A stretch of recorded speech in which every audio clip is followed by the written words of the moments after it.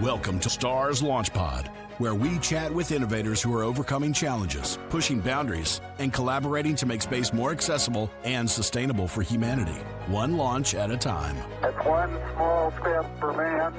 Here's your host, Susan Wise.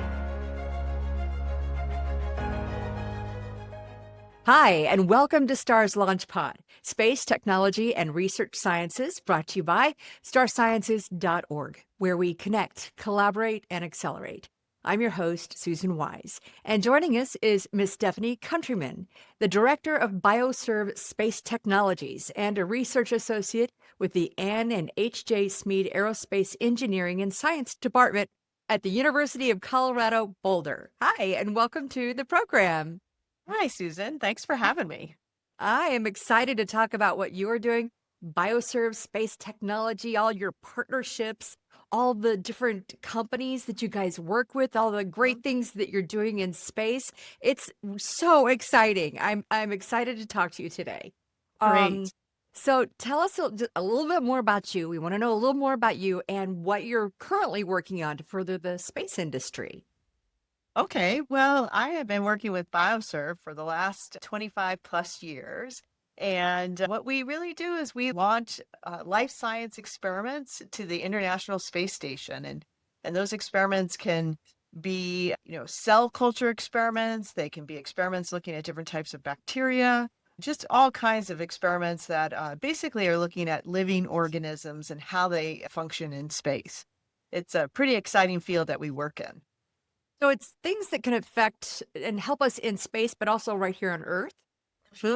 Yeah, like for example, right now we're working on a project that is looking at expanding hematopoietic stem cells in space. And the thing about hematopoietic stem cells, they're actually cells that come from the human body, and it can come from umbilical cord blood, or it could be pulled from your blood cells as an adult.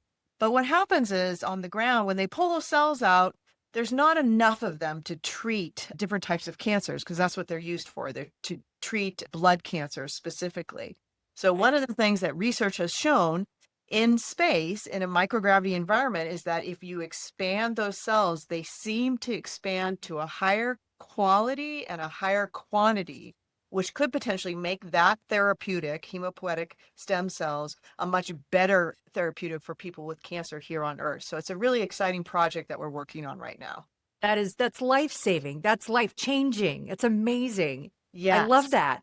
Mhm. You guys have done, there are so many things that you have done. Share with us maybe one of your aha moments. Well, gosh, there's been so many, because as you can imagine, it's a super challenging environment to work in a microgravity environment. And it's super challenging to, translate what you do in your lab here on Earth when there's gravity to help you do all kinds of things like pouring and pipetting. True.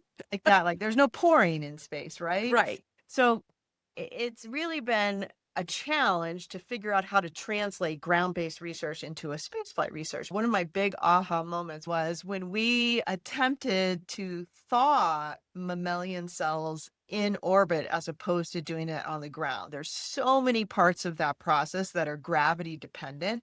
And we figured out a way. We didn't know if it would work, but we really worked through it. And we figured out a way to do that process in space without gravity and do it successfully, so that we could thaw cells, put them into a plate so they could grow just like they would grow here on the ground, and have them grow successfully in a space environment. It was really, there was a lot behind that, but it was really a very cool thing to actually do that successfully in space. Was it a day? Was it a moment when all this came together and you like, oh, this is going to work? Yes. I mean, we didn't even really know it. We work, so here we work with the crew. We have a room where we talk directly to the astronauts when they're up on the space station, and we talk with them and we talk them through each step of the process that we want them to do.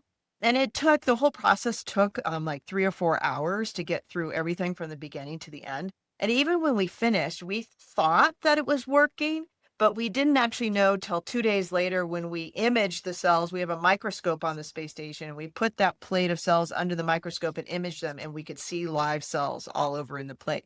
That was when it was like, Wow, it had never been done before, and we did it, and we did it successfully. Wow, congratulations. That's so awesome. I love what you guys are doing. So, like you said, you mentioned challenges and, challenges, I always say they're the opportunity to grow. So, what was one of your biggest challenges and how did you overcome it, Stephanie? Yeah, I think, and again, there's been so many challenges, but I think one of the biggest ones was we worked with a team out of University of Washington to launch what they call an organ on a chip. And what it is this little plastic credit card size chip that holds cells. But in order to support that chip in their lab on the ground, they have all of this equipment that is like the size, like fills up maybe like a 6 foot by 8 foot bench on the ground. And we had to figure out how to make all of that equipment get shrunk down to the size of a shoebox. And literally it was that big amount of equipment and space down to a shoebox size. And it took us 2 years. And we were able to, one of our lead engineers here designed a system that was very compact, that was able to integrate that organ on a chip and then integrate all of the media that's needed to keep the cells alive once they're put into those chips, and then allows us to do all of the different things we needed to do to those cells once it got to orbit and keep them alive and then actually preserve them at the very end and bring them back home so that the science team at the University of Washington could then analyze those cells. So that was a huge achievement, just, taking something that's so large and figuring Sounds out like how to make it so small. right out of Apollo 13, you're in a room, you have this, it's got to fit into this with using only this. Yes, And you did exactly. it. Yeah, and you have all these safety requirements that we have to follow. And so that was really one of our biggest achievements over the last few years, for sure. That's so exciting. You have any advice that you'd like to share with our listeners? I think the biggest thing that we've learned over the years is that, and if anybody wanted to get into this business and or fly something to space, that it seems so simple, but the most important thing is really testing and doing lots of ground testing before you get to space flight. Because once you get to space flight, you really have one opportunity, right? I mean, Right. if something goes wrong in space, on the space station, there's a few things that the crew can do for you, but for the most part, like, you can't just walk down the hall and try to fix it yourself. Mhm. And so we always tell all of the teams and partners that we work with that we are going to do a lot more testing than you could ever imagine, but we're going to do that so that when we launch to space, we feel as confident as possible that we're going to have a successful experiment. So it really is test, test, test. Not glamorous, but something that's really critical for success. So, the types of people that you partner with, is it like pharmaceuticals, medical, that type of stuff? Yeah, it's actually a wide variety. So we Okay. do work with pharmaceutical and biotech companies to launch some experiments, different types of experiments. We've worked with, Amgen and Bristol Myers Squibb, and then some smaller startup pharmaceutical companies like NGX. So we've done a wide variety of biotech and pharmaceutical companies, both large and small. And then we also work with university professors who are doing this type of research and looking at, maybe they're looking at cancer treatments, or they're looking at trying to develop some type of drug, or they're just trying to learn more about how the cardiovascular system works. So we do partner with a lot of universities and then other researchers from other government agencies. Like, we've partnered with the NIH and the National Science Foundation. So a wide variety of researchers. Well, we do have our eyes on the moon. Okay, we're going. Mhm. And spending, that amount of time in space is going to have issues with the body and bone and things like Mhm. that. So are you, focused on experiments that way that might help our astronauts? Yeah, absolutely. Well, the majority of our research is looking at how can we use space to benefit people here on Earth. It Mhm. also does pertain to the astronauts as well. Like, some of the research that we did with Amgen back in the day was looking at countermeasures for bone loss. And so we did quite an extensive amount of testing with a bone loss therapeutic that they were developing. And what they were doing was they were using microgravity as an accelerated model for bone loss. So here on the ground, a woman who has osteoporosis loses about 1% of their bone over a year's time. Whereas in space, you can lose that 1% in a month's time. So Oh it's an my God. accelerated rate. So you can use Mhm. that to test drugs to help accelerate the speed to which you can get to a drug that's on the market. So I'm very definitely. interested in this. I mean, all my life, well, ever since all of my adult life, I've been an inch and a half taller than my sister. But for the first time in my adult life, she is now taller than me. That's a whole inch and a half. Yeah, That's wow. scary. Yeah, that's Yes. scary. I, Yeah. l- So you can definitely use the microgravity environment yeah, to help develop countermeasures for people here on Earth, but also for the crew because they definitely lose bone and muscle the longer they're in a microgravity environment.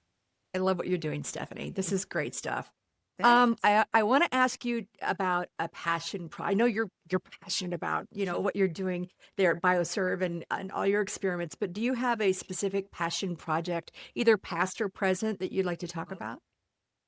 Well, I do, and it's funny because we do all of this really technical work with stem cells and other types of cells and bacteria, but we also do research that, and we've done it in the past that were for really targeted for the K through 12 population. So we Mhm. flew experiments where the kids had kits in their classroom that were very similar to the spaceflight habitat, and they could follow along and do the experiments in their classrooms as well. And we did two that really just were so fun and it's hard to pick one that was my favorite, but these two just really stood out. One was a jumping spider. We launched a jumping spider to space because on the ground the spiders jump, they jump up and land on their prey.